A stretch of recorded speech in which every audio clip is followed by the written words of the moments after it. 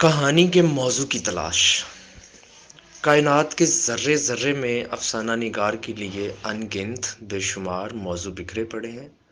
مظاہر قدرت، سمندر، پہاڑ، جنگل اور ان سب میں پھیلی ہوئی زندگی، خدا کی پیدا کی ہوئی عجیب سے عجیب جاندار اور بے جان چیزیں، ہاتھی، گھوڑے، اونٹ، گائے، بکریاں، کتا، بلی، طوطے، مینا، سانپ، بچھو اور ہر طرف رینگنے والے کیڑے مکوڑے، پھر ان سب پر حکمرانی کرنے والا انسان، دوسرا انسان، تیسرا انسان، اس طرح دنیا کے بے شمار انسان، اور ان میں سے ہر ایک کی اپنی اپنی عادت، اپنا اپنا کردار، اپنے جذبات، احساسات اور اندر چھپی ہوئی کتنی ہی نفسیاتی پیچیدگیاں، یہ اور کتنے ہی موضوع ہر وقت افسانہ نگار کی نظر اور فکر کو دعوت دیتے ہیں۔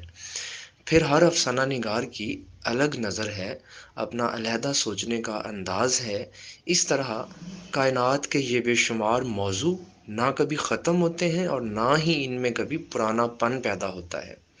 پرانا پن یا فرسودگی موضوع میں نہیں بلکہ موضوع کو تلاش کرنے والی نظر میں پیدا ہو جاتی ہے، سوچنے والے دماغ میں پیدا ہوتی ہے۔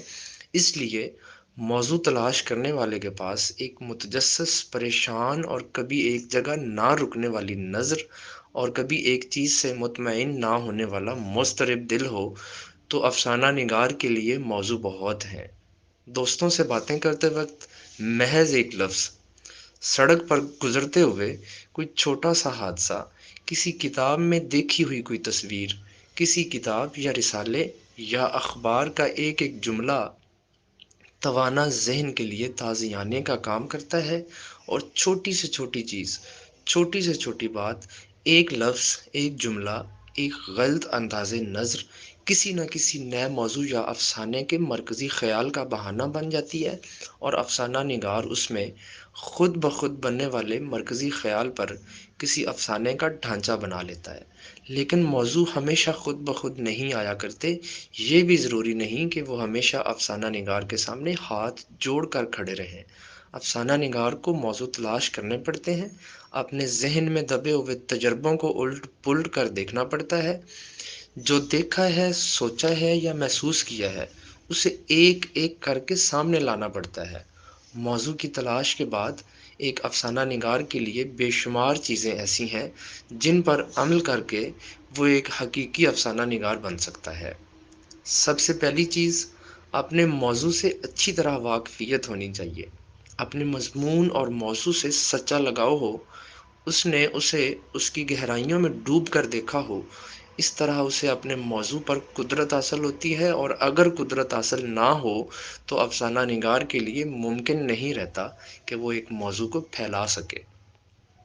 افسانوں کے اندر منظر نگاری کے فن کی مضبوطی کے لیے ضروری ہے کہ افسانہ نگار نے مناظر فطرت کو قریب سے دیکھ رکھا ہو۔ اگر وہ انڈے کا شہزادہ ہو تو اس کے لیے منظر نگاری انتہائی مشکل امر ثابت ہوگی۔ ایک اچھے افسانہ نگار کی سب سے قیمتی چیز اس کا مشاہدہ ہے۔ آنکھ برابر کھلی رہے، چیزوں کو ہمیشہ غور سے دیکھا جائے تو تجربات کی دولت و جودت میں اضافہ ہوتا ہے۔ ایک اچھا افسانہ نگار اپنی کہانیوں میں تجربات کو شامل کرتا ہے۔ یہ تجربات حقیقت سے گہرا تعلق رکھتے ہیں۔ مشاہدے اور تجربے کے علاوہ جو چیز افسانہ نگار کے لیے بہت ضروری ہے وہ ہے اس کا ذاتی مطالعہ اور محاسبہ۔ اسے چاہیے کہ وہ ہمیشہ اپنے آپ سے اپنی ذات کے متعلق سوالات کرتا رہے۔ انسانوں کے اندر بے شمار راز چھپے ہوتے ہیں، اور افسانہ نگار کا کام ہی ان رازوں سے پردہ اٹھانا ہے۔ ضروری چیز یہ ہے کہ وہ پردہ سب سے پہلے اپنی ذات سے اٹھایا جائے۔ افسانہ نگار بہت کچھ دیکھتا ہے، زندگی سے بہت سے نئے نئے تجربے حاصل کرتا ہے، ذاتی محاسبہ سے اس پر فطرت انسانی کے چھپے ہوئے بھید آشکار ہوتے ہیں۔